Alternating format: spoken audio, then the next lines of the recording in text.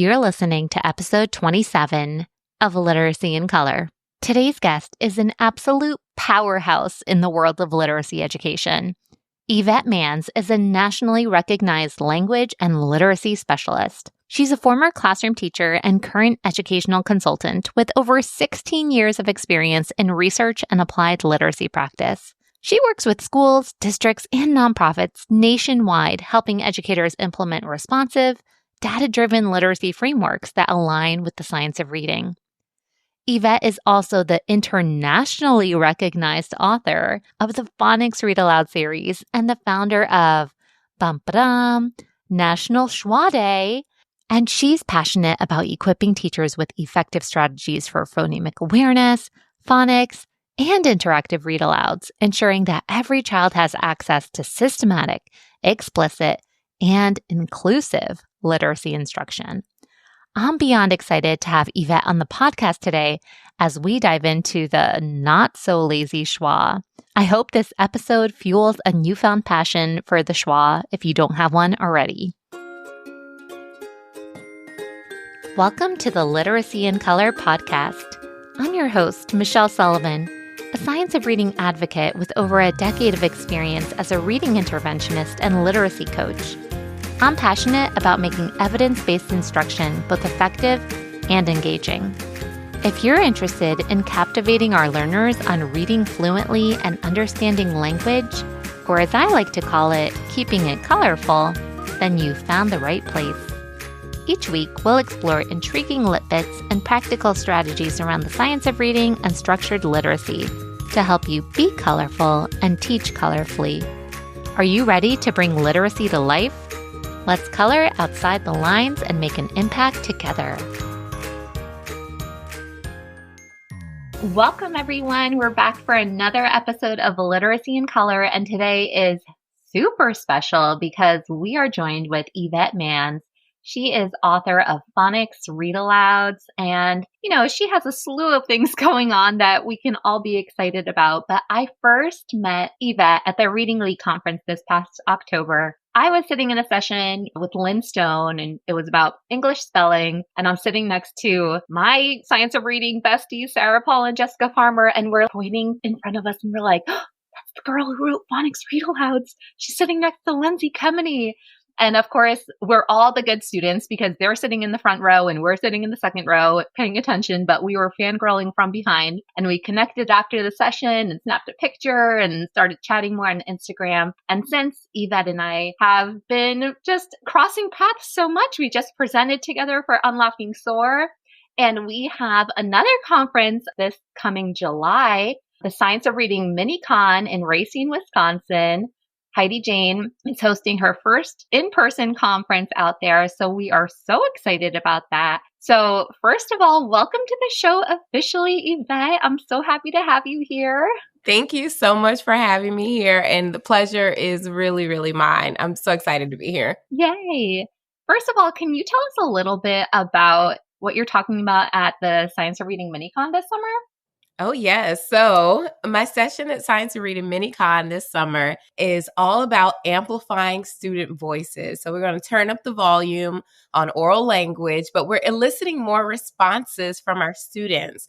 Oftentimes, when we're working on reading and writing, when we're working in the encoding process, we're expecting our students to create these pieces of writing. And I believe that by giving students more opportunities to talk, we help them pull out the language that impacts their speaking skills and also their encoding skills. So it's going to be a high energy, pumped up session, and I'm really, really looking forward to it. Oh, I'm so excited about that. And I think oral language is something that's not talked about nearly enough. So if you are interested in seeing Yvette live in action, bringing the energy, I'm going to put the link in the show notes for that. But today we have a whole other focus. So before we get started, can you just tell us a little bit about yourself and your journey to the science of reading? Sure. Well, it begins in third grade, as all good stories do. I remember for career day in elementary school, we had to make a poster project with what we wanted to be when we grew up. And We got a lot of typical responses from my classmates, a police officer and an athlete and a firefighter and a nurse. And I remember coming to school with this big poster board and I'm like, I want to be a lexicographer when I grow up.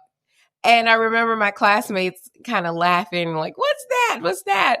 And I always said, as a person who kind of like studies and knows the dictionary and knows everything about the language. And they just kind of like nodded, like, okay, Yvette, okay. Fast forward, I'm living the dream. But in all seriousness, gosh, so I moved to Atlanta over 20 years ago, and I attended Clark Atlanta University. It's a historically Black college or university here in Atlanta, Georgia. And while I was there, I studied early childhood education. So I started teaching in Atlanta public schools, and I taught third grade, full circle moment, taught third grade for a couple of years. And then I was one of the founding teachers for a charter school where I taught kindergarten. And then I went to teach fifth grade. After that, I worked for 6 years at a literacy research center where we synthesized the information from the International Dyslexia Association, and we created this instructional model. I like to think that this was structured literacy before structured literacy had a name, but we just really took some of the best practices and synthesized their research to translate into what that looks like in the classroom. So that work was really, really fun. While I was there, I wrote a lot of the coursework that teachers in Georgia take with the Literacy and Reading Academy on read-alouds and classroom ecosystem and environment, assessment uses, small group instruction, and phonemic awareness. So I filmed a video on the 44 phonemes while I was there that I thought was going to just be a part of a course and it's just going to be unlisted and private. And that got pretty popular too. A little bit viral. A little bit. I think it's at like 1.9 million views now. And that was an interesting process because I'm originally from New York City.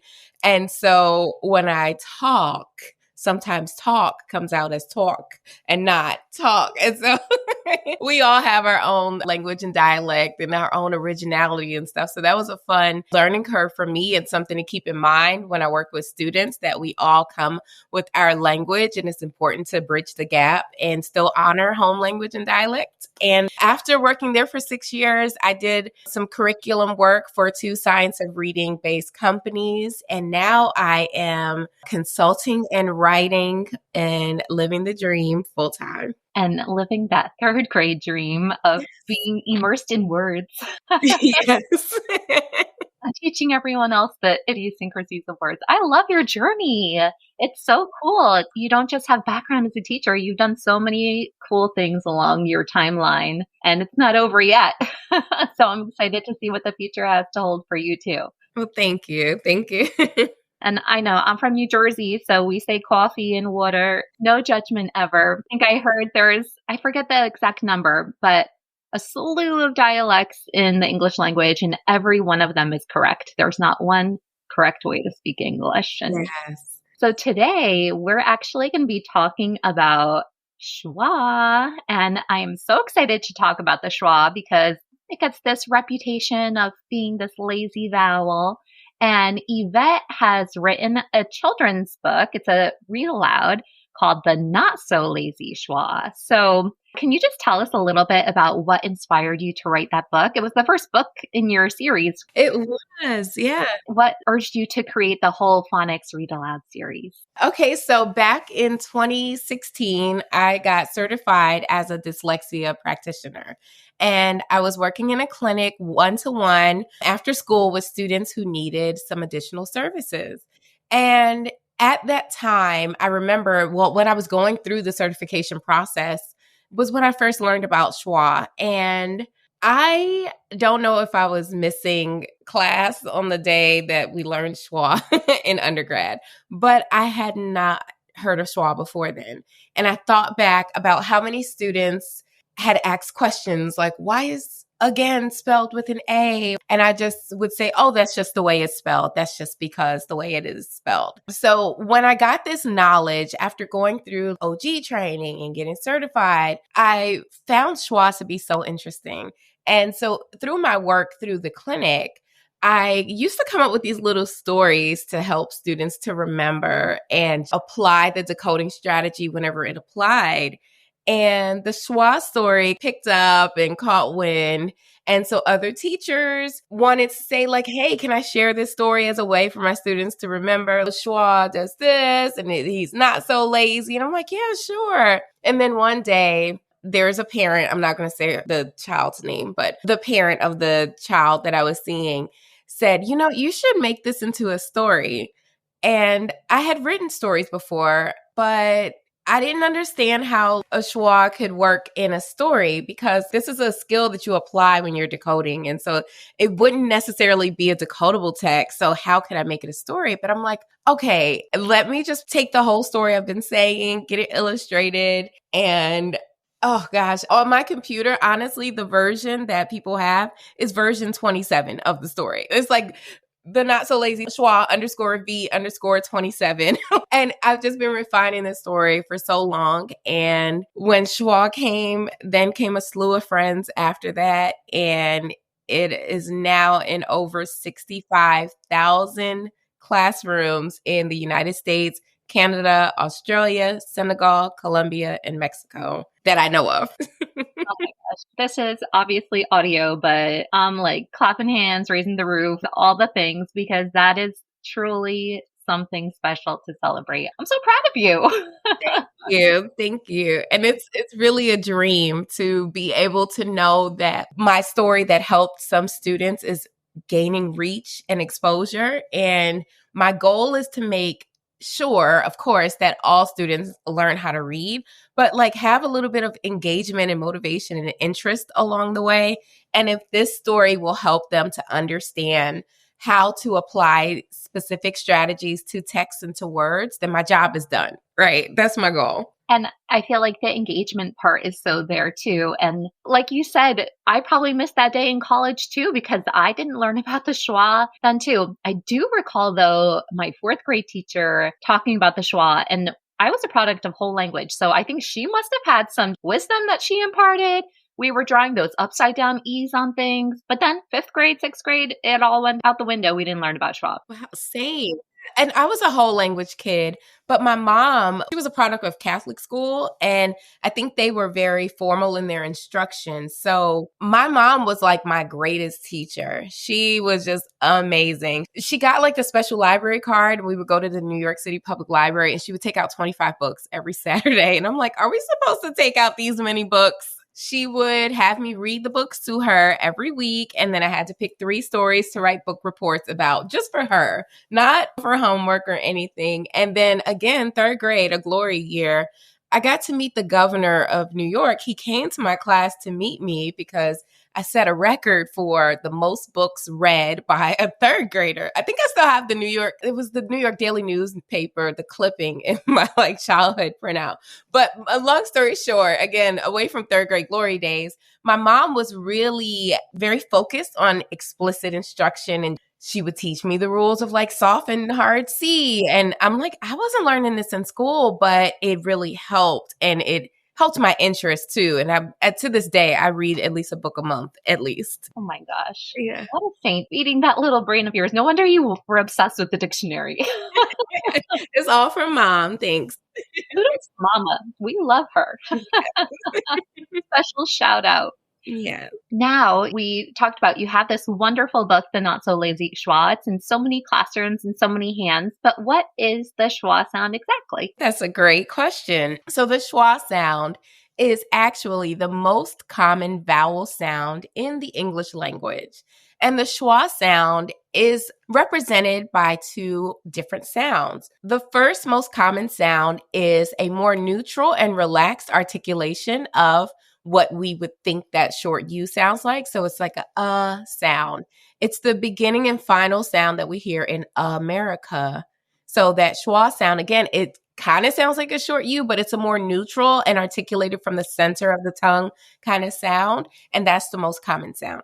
The second sound that schwa represents is a neutralized version of the short I sound. So it's like eh, like the last vowel sound that we hear in the word focus. And schwa is so important because it helps our language sound a little bit more natural, but it also helps to reinforce the structure of our language. So English is a stress-timed language, and stress can change the meaning of words like content versus content. Or stress can change how we vary our tone and pitch and volume when it comes to different words. But English has 3 levels of stress. So you may have a primary stress syllable and then a secondary stress syllable and an unstressed syllable if a word has 3 syllables. But if there's 2 syllables, it kind of changes the way that it sounds. I could say, my name is Yvette. I stress the second syllable in my name, but sometimes people say Yvette, and I'm like, yes, but no. It just kind of changes it a little bit. But schwa steps into these words to help us to make meaning and find a flow in our words, and it just really impact the way that our words work together when we speak and when we read and listen and write. And it's schwa's everywhere. And schwa is the only phoneme that it doesn't have a written representation, but it takes the place of any letter that is working as a vowel. So even when Y is in the capacity of a vowel, then a schwa can take the place of that too, like in words like vinyl and syringe and labyrinth and all those words. I love that you mentioned it can take the place of any single vowel. I remember when I was first using sound walls and we had our schwa in the middle. And then it was like, oh my gosh, schwa can be A, E, I, O, U, or Y. It could be any of them. And it really depends on how we speak. And I love how you mentioned how English is a stress time language, because I didn't even learn that term until I think a few years back. And it was really eye-opening to me because you think of other linguistic systems like Spanish. Spanish is what we call a syllable timed language, and it doesn't matter where the stress is. Every syllable is roughly the same length, and it doesn't matter if you say mama or mama. You have that syllable at that regular interval, and that our stress time language doesn't have the same quite effect. Oh, that's cool. I do know it's a phonetic language. For every grapheme, there's a phoneme that has a 1-to-1 correspondence. I think it's 28, but it's just kind of like 1-to-1. And I don't think there's a schwa in Spanish. So we've got to keep that in mind when we're working with our multilingual learners, that this might be a concept that needs a little bit more revisiting, and we can make it really fun and interesting, but it may not be something that our students are familiar with when we're teaching it. Totally. And just speaking of Spanish again, I mean, I am not a Hispanic person, but I did take Spanish growing up. I took Portuguese, I took Latin. Like, I've always been obsessed with languages. That's like my thing. You're the dictionary girl. I've always loved languages. But I was planning a morphology session, and I was even looking like Spanish has morphology. We have in Spanish, the word for fish is pez. And then fishing is pesca. And a fisherman is a pescador. And a place where you buy fish is a pescaria. And I'm thinking pescador. In English, if we were to say that, it would have schwa, pescador. Yes. That A is not holding the pure vowel sound again, because we're not syllable timed, we're stress timed, and we would schwa it out. Oh gosh, I'm like nerding out right now because I love Spanish. Like I mentioned, I grew up in New York City, but we had a dual immersion class growing up in school. So half of our day, our instruction was in Spanish, and the other half, our instruction was in English. But since I've moved to Georgia, I haven't used my Spanish as frequently. But when you were giving those examples of morphology in Spanish, I'm like, I remember that term, and it's starting to come back to me. So your love of languages has just ignited that spark to just kind of brush up. I don't know if I need to download like Duolingo or Babbel, but I think I'm going to get back into it now so I can see the connection between the morphology and Spanish, which is really cool. So cool. I know, we could nerd out together. I love it. So we talked a little bit about why schwa is important, but why do you really think it matters to teach schwa? Why should teachers do it? Oh, goodness. I think about what you mentioned with the sound wall, right? And I just got to say, I love sound walls because I am a reformed word wall person. But there's just so much power in the speech to print approach. If we look at Dr. Louisa Moat's research about using a speech to print based approach and the power that it gives our students to really understand how these written graphemes represent these phonemes and can help us unlock the code It's schwa is just so powerful. If you're doing a sound wall, right? Imagine you're writing the word again. If it was a word wall, it would be under the letter A. And we know that A can represent different sounds. But if you were to place that word underneath schwa, you're empowering students to make decisions without being so teacher dependent, but they're utilizing this resource that empowers them to write and read on their own. And schwa really, it helps us figure out so much about language and the words that we engage with. And it's just really important, especially as we're teaching multisyllabic words. Now, oftentimes teachers may think, oh, multisyllabic words, oh, that's just third through fifth, or that's just once they get to middle school. But research shows that students engage with words that have schwa as early as kindergarten in written text, and a lot of words that they know that they've picked up through oral language and through home environments or preschool-based environments have schwa in them. Many animals like panda, zebra have a schwa sound in them. And so you're passing the baton on to students to give them this cool fact about a schwa that teaches them, hey, if I flex the vowel when I'm reading this sounds like this word. And oh, wow, my prior knowledge, my schema is activated because I have some context about this word. But I know now, let me bring a schwa in when I pronounce it, but I know to write this grapheme or to write this letter. So it's really important to fully unlock our language for students to know about schwa. But to teach about schwa, we need to utilize an explicit foundational literacy curriculum that is not just research-based, but evidence-based too. So I like to look for curricula that have the white papers to prove that it's been tried and tested and true. And these were the results of this systematic instruction. Here was the diagnostic approach that went along with it. It was cumulative and sequential. It made sense. And of course, you're not going to introduce schwa before you teach all the vowels, right? Like it comes in the scope and sequence in a time that makes sense. And that's important for developmental purposes, but also to make sure that our students have a firm foundation and understanding of how our vowels typically function in our words. I often hear people say, Yvette, your books are all about phonics rules. And I don't like to say phonics rules. I like to say generalizations because there's always an exception to the rule when it comes to phonics in English. Pretty much. Well, I don't want to say always because that's a overgeneralization, but with these rules, there are generalizations in English that help us to detect and write these patterns that are expected, but we have these exceptions to the rules. So within these generalizations, schwa is one of those things that once you get it, you got it. And it explains a lot for our students. And we want students to hold the power and to ask themselves as they're writing. You know, we always teach these metacognitive strategies. We want our students to think about what they're thinking about as they're thinking about it, right?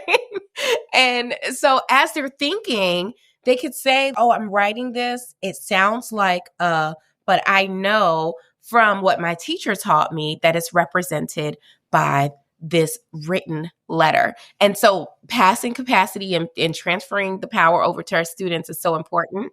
And that's why it's important to teach schwa so they are exposed to and have their reading brain have exposure and access and map more words that they can just pack in their reading brain. They could just keep it in their brain. That's so important. I love how you talked about multisyllabic words coming even earlier than upper elementary and schwa appearing earlier in a student's primary level education. Like it's not just third grade and beyond. And I'm even thinking of some of the first multisyllabic words kids might encounter, and this might be first grade, and they have CVC together, a word like mitten or button, and we don't say mitten. Yes. On. Yes. And we have to teach them how to flex a little bit very early on. And it's not just wait until they're older to introduce that. So when it comes to teaching multisyllabic words specifically, what kind of language can we use to help them figure that out? So the best kind of language when you're teaching about multisyllabic words and words with schwa are to, one, prompt our students to utilize their flexing skills. So we tell them flex their vowel muscles. And, you can make it really like multimodal and get kids excited about it. But when they're writing a word or they're reading a word, you may need to prompt them and say, if they're dictating, right? And you tell them the word is salad and they write SALID, which is pretty common. You might say, I know you hear the sound eh. We're going to write that. And so you're going to do a quick corrective process and tell them that sound is represented by the letter A. And then let them know that there's a schwa in that place. And if you're one of the teachers who likes to use the marking process when you mark words, then you would do your typical syllable division process, and then you would put a schwa over that vowel. But I think that the quick corrective feedback is really helpful for students. It doesn't have to be a long, arduous process. You take your notes like, hey, I might need to review schwa, or I'll check again tomorrow to see and reincorporate this word into dictation and see if it really stuck in their reading brain. And if not, I'll revisit it. I think that's very helpful. And also, I think a little bit about the hard word strategy as we come across some words that are not phonetically decodable yet in the scope and sequence. That schwa shows up there also. But once we get to schwa in our lessons, then we can go back and remove the hard part in those words that we previously mapped using our Okonin boxes or our sound boxes. So we've got a multitude of skills, and we'll see as we build on top of skills that we can explain some things a little deeper and a little bit more. But I definitely think flexing the vowel, prompting students to do that, and then also giving quick corrective feedback and talking about how schwa can come in and make vowels and sound a little bit different when it's making our multisyllabic words flow better, then that's a good way that I've seen so far. But I'm definitely open to more ways because the possibilities are endless when it comes to being creative about teaching our students. Those are such great tips. And I love the flexing the vowel too. And the corrective feedback is so important because especially when you're doing dictation or something, to help them out on the spot and let them know explicitly, we're going to change this part. And one concept I also like is we have our reading voice and we have our spelling voice. And sometimes in our heads, we can use our spelling voice. And for example, in mitten, we can say it in our head mid-10, but we're not going to read it that way. We have to flex it. So those are so great. And I know the schwa is so much fun. I even have past colleagues. Shout out to my one friend, Allison. She's like, I love schwa. Whenever it's schwa day, like I'm so excited. She has her schwa t-shirt, excited for any lesson on schwa. And I know that you're all about the fun too. So do you have any fun strategies for helping students pronounce and spell schwa containing words accurately? Yes. So one of the most fun activities we did was when we would have students wear the actual letters. So we would practice dictation in the classroom, but each child was assigned a letter of the alphabet, and then one child was assigned a schwa symbol. And I had a really big class, so this worked out well. Like it was enough for each student to have a letter and then another student to be assigned a schwa. So I would dictate a word and we would tap through the sound of the word. And then the students who had the letter would come up to the front of the classroom and spell it. So if one word they loved to spell was lemon. So we would tap through and I would say, the word is lemon. What's the word? And then they'd say lemon. We would do a little chant, break it down, break it down, break it down. I say the words, you say the sound. The word is lemon. What's the word? Lemon. Yeah. And then they tap. And so sometimes they would tap along their arm or they finger tap. And then they would go, and they would tap the sounds. So we would go through and then I'd say, I need the letter that represents ooh to come to the front. And if more than one student got up, the other students would say, no, that's not you. And especially when we got to short E, there was a little bit of confusion with short E and short I because, like I mentioned, I live in the South. So sometimes it's hard to hear if someone's asking for a pen, like a writing pen or a hairpin. And then we would go through and then I'd ask which student needs to come up for the sound that represents We would get to that schwa vowel and we're like, the sound is but it's represented by the letter O. So then that letter O would just come to the board, and then we would prompt for the grapheme or the letter that represents mm.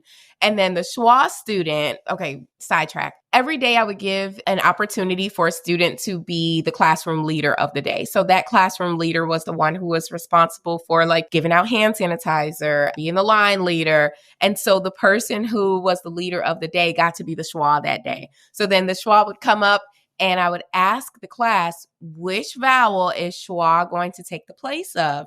And they would have to talk amongst themselves to decide where the schwa went. And so wherever the schwa went over the vowel, the student who had the vowel sound, so in this case, the letter O, would kneel down, and then the person with the schwa would stand above them to show that schwa is taking the place of the vowel sound, but the vowel's still written there. And they would love that just kind of like activity. It was really fun.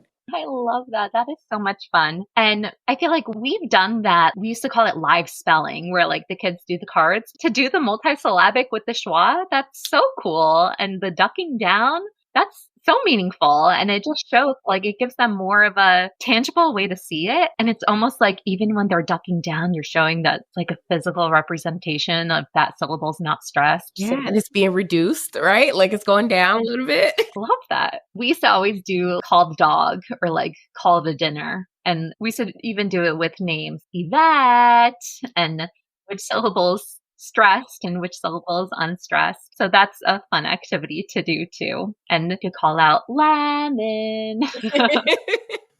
I love that. Yeah. So we're on the fun train, and I hear word on the street is there's actually a National Schwa Day. So let's talk about it. Yes. So National Schwa Day is a thing. It is really a thing.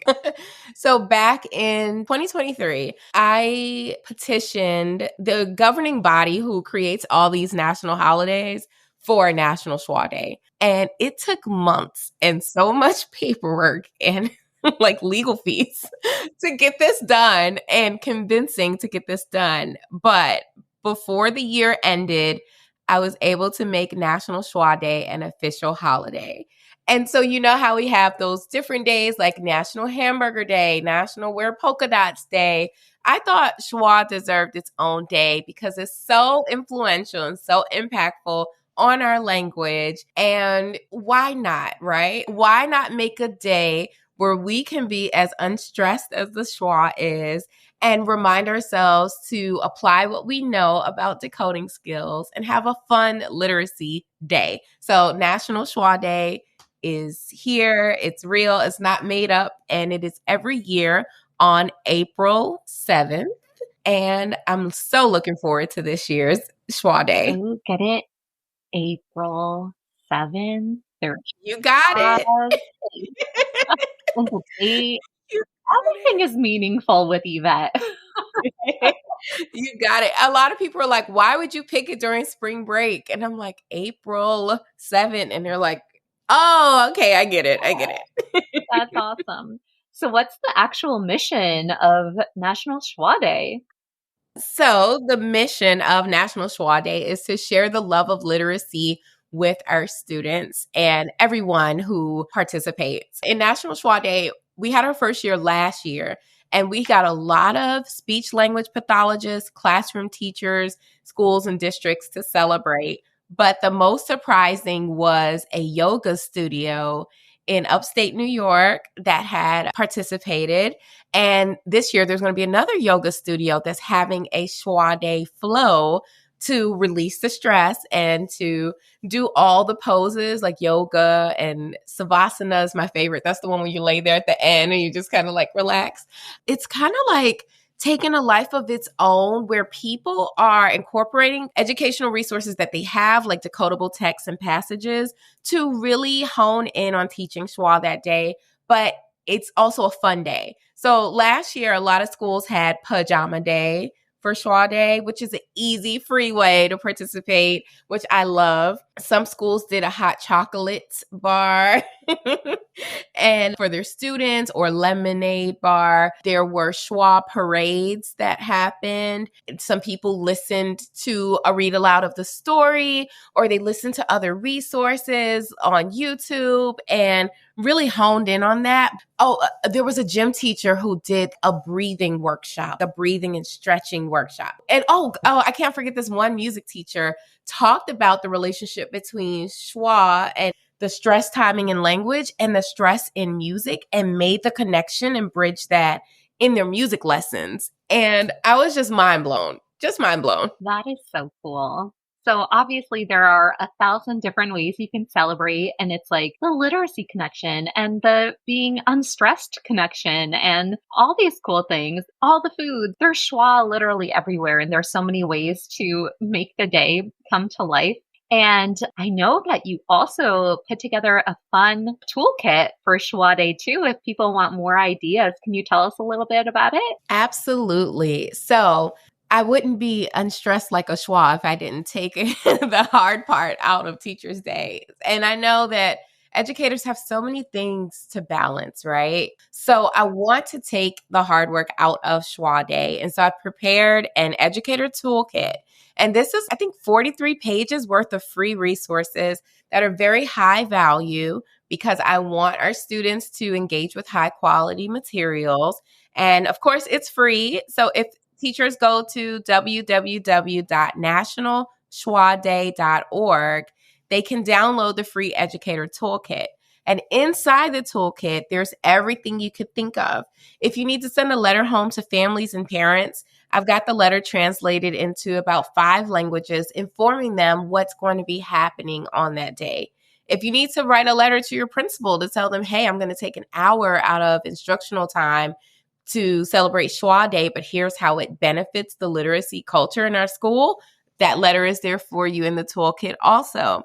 If you want to share pictures or you're looking for celebration ideas, all of those ideas are in the toolkit. But there's also different activities. So this year we've got an interactive smartboard or computer-based review game. And as you go through the game, well, I actually created a Loom just in case you need a tutorial on the PowerPoint game. But as you go through the game, there's different structures to review schwa words. So for some of the younger students, it may be choosing the picture of the word that has the schwa in it, and then the word is above it. And then some other tasks are finding the position of the schwa in multisyllabic words. And then the other part of the game is completing the comprehension passage with schwa words in them too. But that digital resource is offered, and that comes with the educator toolkit for you to use in your classroom. There are also word sort activities, schwa sort activities.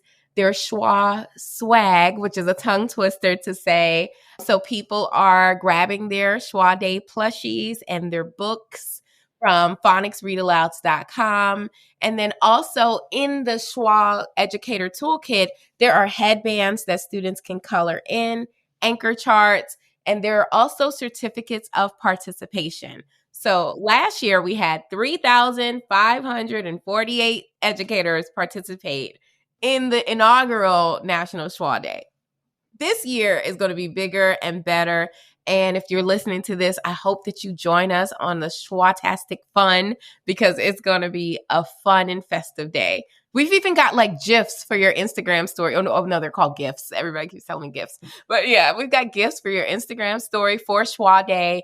And it's just really a day for us to get our kids pumped up about the skills that they learn and make the connection to the real life, and just get them excited about learning to love to learn to read also. It's like a positive association with this really important part of our language. That's the goal for National Schwa Day, and we really hope you join us. Amazing. Thank you. I see what you did there. I've been like waiting to say it. It really is. You took all of the hard work out of it and made it so easy for all educators to be involved and have fun with their students. And it sounds like there's things for all different grade levels to take part to. I used to plan our school's literacy nights, and I'm thinking, oh my gosh, how fun would it be to even in the future plan literacy night all around Schwa Day and have that be the central focus of our celebrating literacy in the whole school district. So I think this event is only going to get bigger and bigger and bigger every single year. So much fun. And do teachers have to do anything to tell you they're participating? Is there like a sign-up sheet? That's a great question. I wish there was a great way to keep track of it. So the best way to keep track of the number of people who participate is by downloading the Educator Toolkit from the nationalschwaday.org site. Because if you forward the toolkit to a friend, then they won't get all the other goodies that come after you download the toolkit, and it's hard to keep track of the number. So every person should individually go there. And especially, well, you want to do that because then the PowerPoint comes like the day after and everything. But that's the best way for us to keep track. And then also sharing on social media. And if you want to share, like I'm a person, if I don't have consent to share a picture of a child, I will put an emoji on there so quickly. Like I'm a mom. If somebody doesn't ask me to share my kid, I'm like, why is my kid online? No. So if you want to share pictures and put emojis or just be strategic, or if you need a consent to share, there's a media consent to share in the Educator Toolkit too.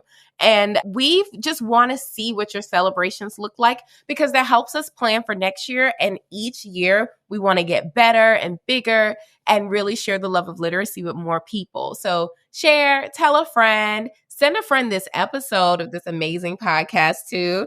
And, don't just send them the site, but send them the episode of this podcast and spread the word so we can have Schwa Day in every state. That's my goal this year, every state to celebrate Schwa Day. And our friends in Canada celebrated last year also. We had a lot of friends in Canada.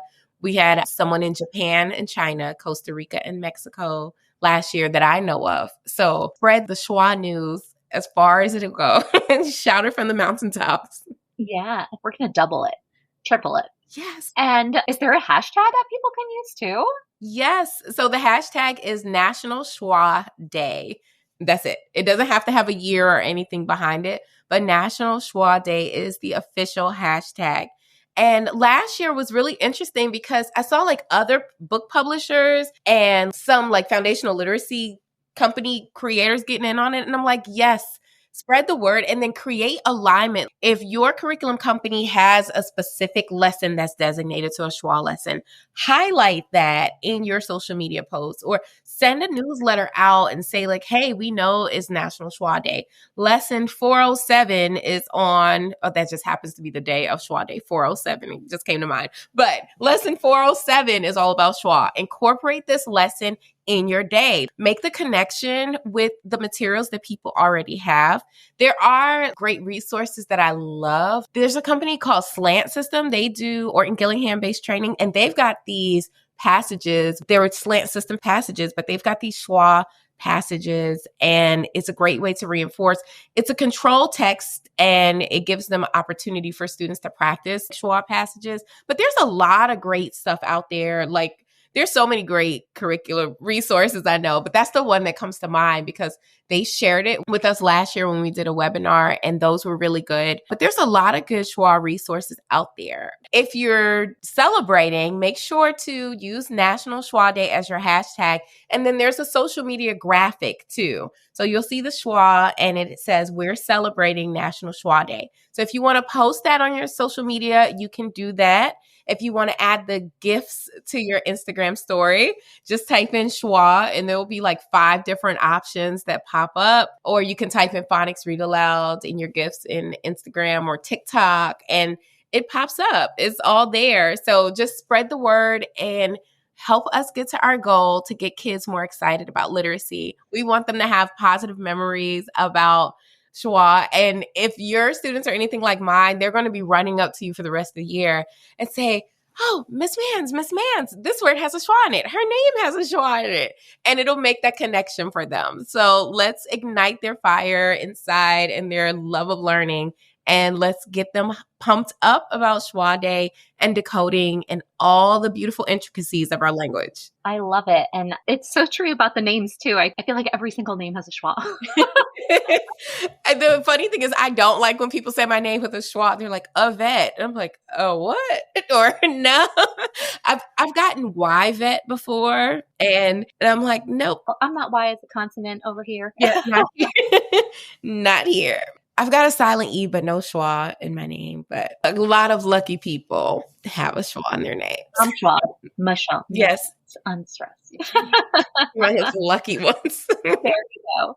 And then I know you mentioned some people might be on spring break. So what was your recommendation if they're absent on Schwa Day? Oh, yeah. Great question. So if schools are on spring break, a lot of schools, especially here in Georgia, are celebrating on Friday, April 4th. And then some schools will be back, and then they're doing 4/11 that next Friday. But most schools that are out for spring break are doing the 17th, so the Thursday afterward. So those are your options because 11 and 17 still have schwas in them.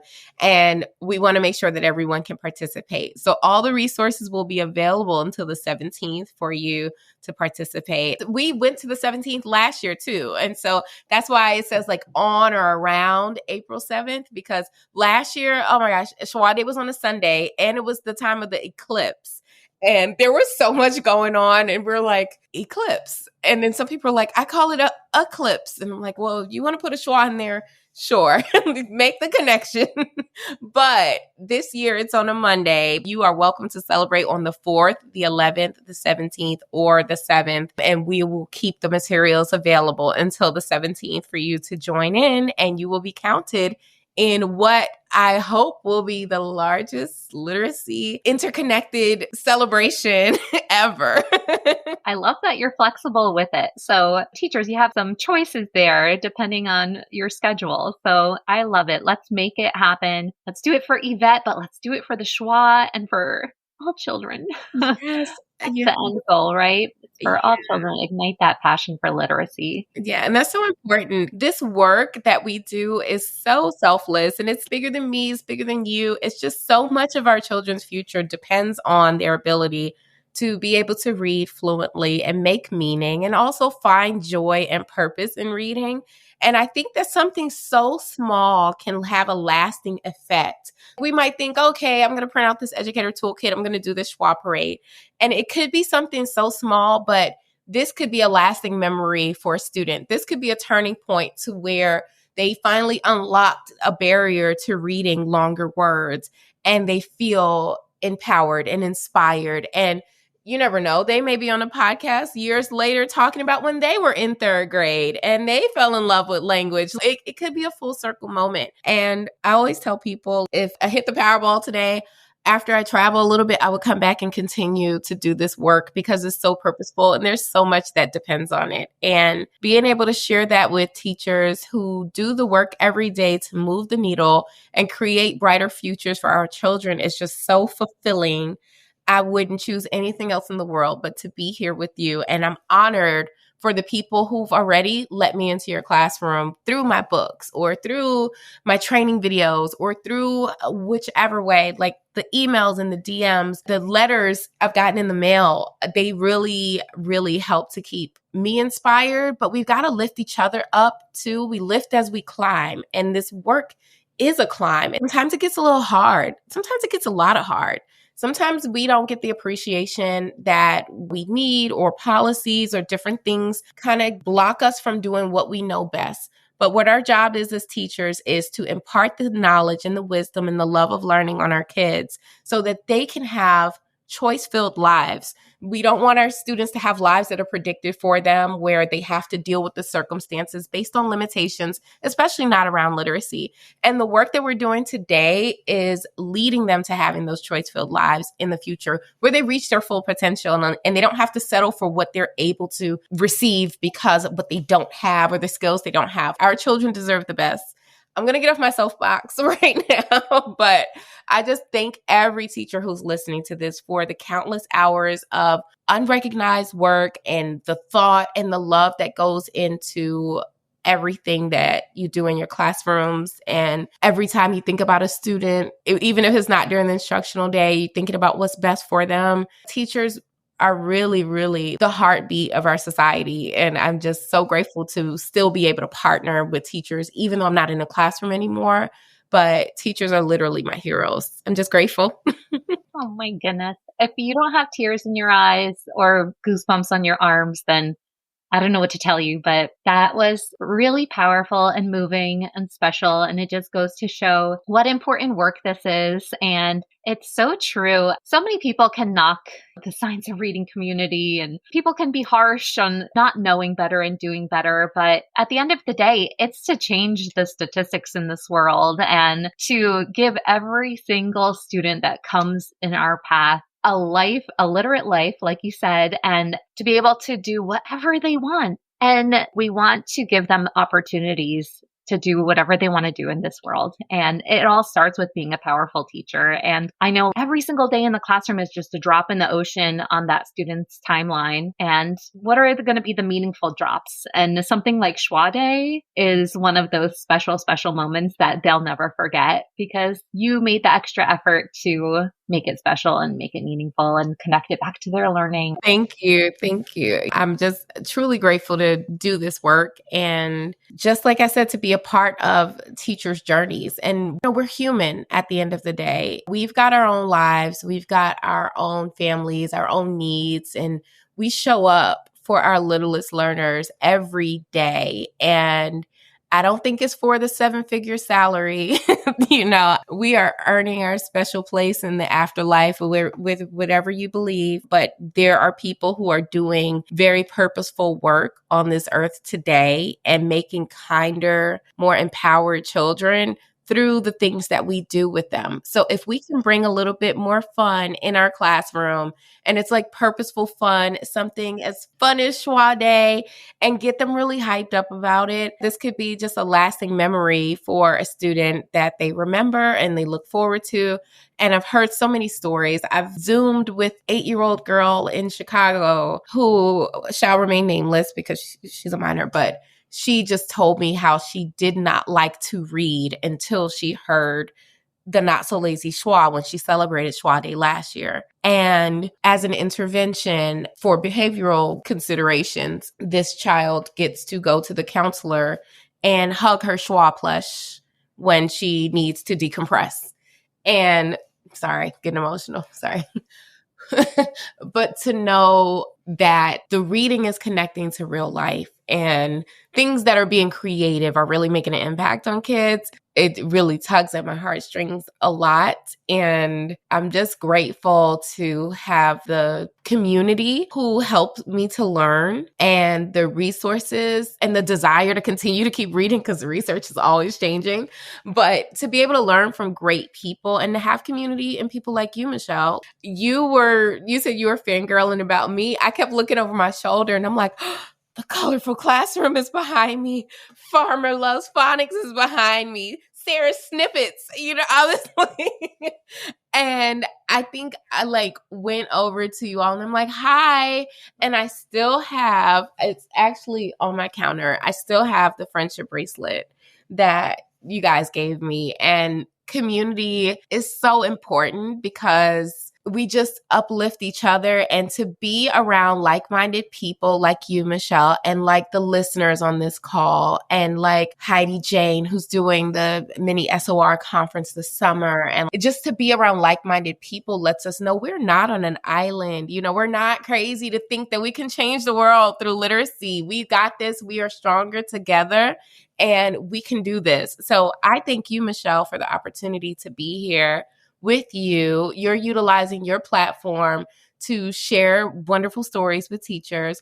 And also, you are the morpheme queen to me. I'm going to always call you that. And I got a chance to learn from you this Saturday. And I'm just really inspired by all the work that we're doing in this space, however it looks, whether you're an author like me, whether you're doing PD, whether you're providing resources, even if you're giving inspiration, that's all important for us to keep pushing forward and keep going. That's such a beautiful sentiment. And I think it just shows the power in the collective, and it could feel daunting to have to change the world when you're by yourself, right? And then when we can lean on each other, it just shows what an impact we're really going to be able to make.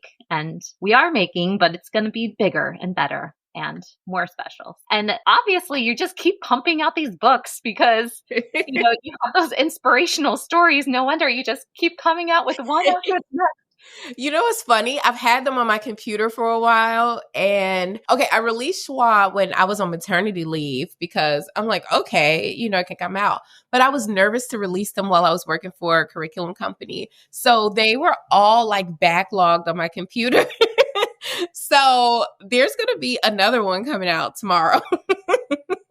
But I'm like, okay, I can finally release these. Like once they go through editing and get the final illustration check. So we go through 2 rounds of editing, then they're ready to go. So the next one will be coming out. But by the time you hear this podcast, it'll be out. So it's the Very Lucky Syllable Types with Chloe, the syllable clover.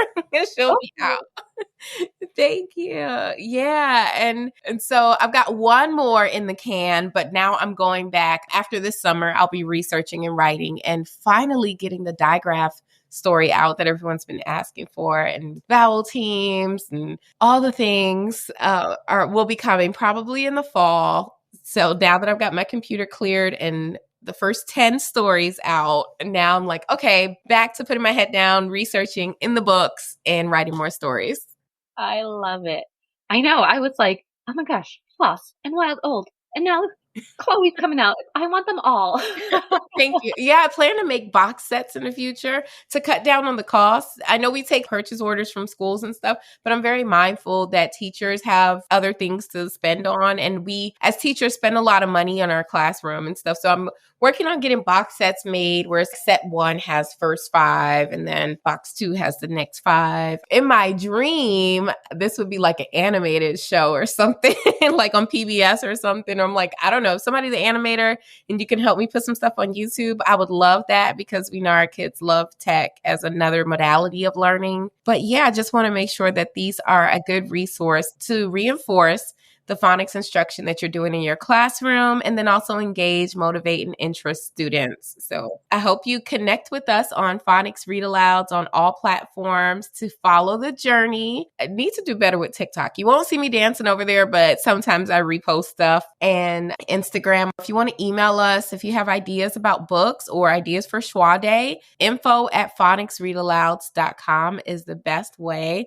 I check that email box myself, so you will see me responding to you. And I'd love to hear your ideas about what you plan to do for our National Schwa Day. Please share them with us. Yeah, definitely. Thank you so much for not only teaching us about Schwa and why it's important, but also setting us up to celebrate this amazing holiday. And I am so grateful for you coming on the show and just chatting with us about Schwa Day. And I will link all of these important links, the toolkit and your contact information in the show notes. So be sure to check that out and make sure you tag Yvette on Instagram if you're celebrating, and let us both know how you're celebrating with your kiddos, because we're going to make this the best Schwa Day out there. Thank you again so much, Yvette, for coming on the show. This has been such a pleasure, and we'll connect soon, I'm sure, because we have so many exciting things coming up down the pike. So thank you again for allowing me to be on the podcast and just sharing your space and your time with me today. I don't take that for granted. And what a gift you are. I really do appreciate that, because I'm a person with a dream for all kids to be able to read, and to find out that there's other people who love language and the science of reading and literacy. It's just finding water in the desert sometimes. And I'm just really grateful for people like you. Flowers are blooming over here. Thank you so much for tuning into Literacy in Color. I hope today's episode left you feeling both inspired and equipped with something new to add to your teaching toolkit. If you're enjoying this podcast, it would truly mean so much to me if you'd leave a 5-star review. It helps other educators find the show and join our colorful community. And don't forget to hit the follow or subscribe button so you never miss an episode. For more tips, tools, and resources, be sure to check out the links in the show notes at michelleandthecolorfulclassroom.com. Thanks again for listening, and I'll catch you next week. Until then, be colorful and teach colorfully.